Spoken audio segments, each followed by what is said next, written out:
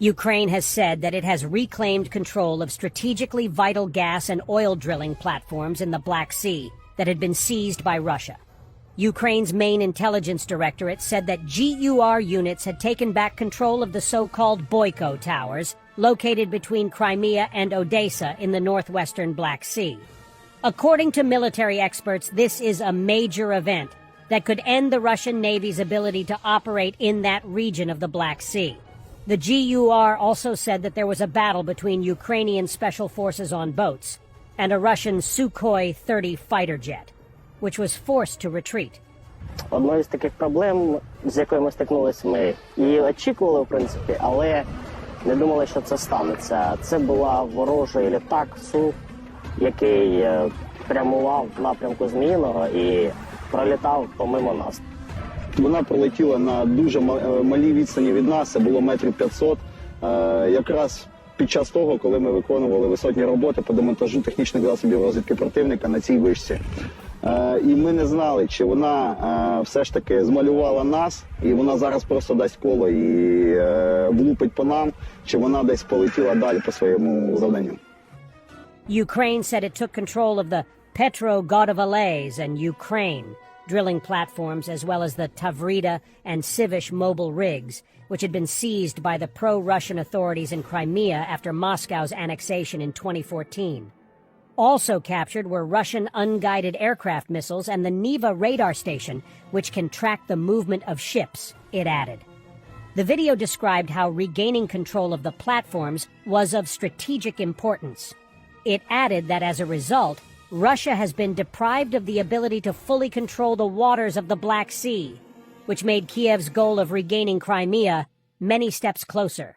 Ukraine is continuing to create naval history as a country with almost no navy by making gains against a very established Cold War navy with very big ships. With Ukraine's land-based missiles and use of sea drones that have made high-profile strikes in the Black Sea in recent weeks, there is no chance Russia can capture these back. We are seeing step-by-step Ukraine is clearing the Black Sea to open it to maritime trade. Located in the northwestern Black Sea, the platforms provide access to hydrocarbon resources, like Snake Island to the west, which Ukraine captured last year. The platforms can also serve as advanced bases for force deployment, helicopter pads, and the placement of long-range missile systems. The Russian 1,430th Regiment of Mobiks received its newest T-55 tanks. Moscow has been known to bring out older military equipment from storage to help it prosecute the war in Ukraine, but these are different.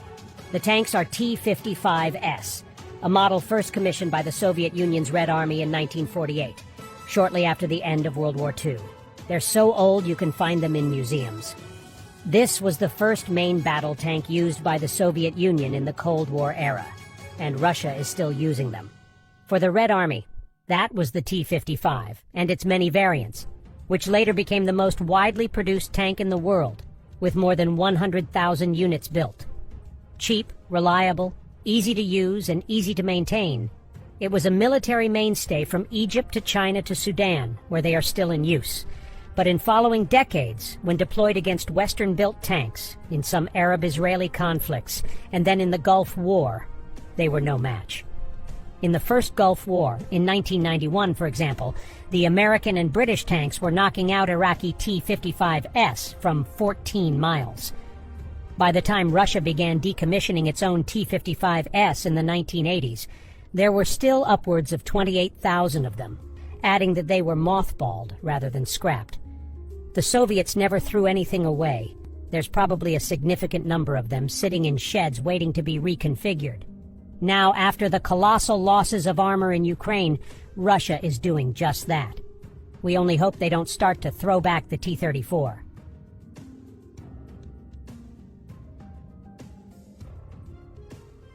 Uralvagonzavod will resume building T-80 tanks from scratch, said the UVZ CEO, Alexander Potapov. This task is worthwhile. At least the military has said it before us. We are now actively working with the Ministry of Industry, because it requires appropriate capacities, Potapov explained. The T-80's combat debut in the First Chechen War was jarringly poor, with large numbers of the tanks falling victim to multiple attacks by Chechen rebels armed with RPG-7V and RPG-18 rocket-propelled grenades. For the most part, this was less a reflection of the tank as it was of how poorly trained their crews were in urban warfare, a martial art not seriously practiced since the Soviet Army took Berlin in 1945. In 2022, however, heavy attrition on the T-72S and T-90S compelled the Russians to send their stocks of T-80S into the fray. For essentially the same reasons as their stablemates, they too suffered heavy losses. By April 10th, the Russians lost 19 T-80 BVMs and 52 T-80Us, and in the case of the latter model, 15 had been destroyed and 42 had been abandoned. By August 14th, the open-source chronicle Onyx reported the total of Russian T-80 losses to be 178, though not all of them had been destroyed. The Ukrainian 93rd Mechanized Brigade has been operating captured T-80S against their former owners. In either case, Russians and Ukrainians alike face a challenge when dueling with T-80S, which may claim one of the most wretched histories, from its very inception to the latest dispatches, of any tank ever conceived. Trials of the T-80 BV Oberar. 2023, this model has a new roof-mounted cage which is said to protect against Javelin, NLAW, and also has the cellular amplifier antennae mounted on the turret. Now, to put it mildly, many of the design decisions on the T-80 series are very odd. For example, on the T-80U, the smoke grenade dischargers are placed on top of the Contact 5 ERA. So if the ERA detonated, you would also lose your means of smoke cover. Now, on this model, the cellular data antennae have been mounted on top of the relict ERA, which of course would destroy them if the ERA detonated. Before the comments are bombarded with "this is a T-80 BVM," it isn't. The BVM upgrade consisted of Relict ERA upgrade, 2A46M4 gun, Sosna U thermal sight, FCS upgrade, etc., whereas the recent upgrades are T-80 BVs with Relict fitted and a 1PN96MT02 thermal sight. Therefore, this model would not be deserving of the M suffix. Thanks for watching, and don't forget to subscribe. Also, if you want to support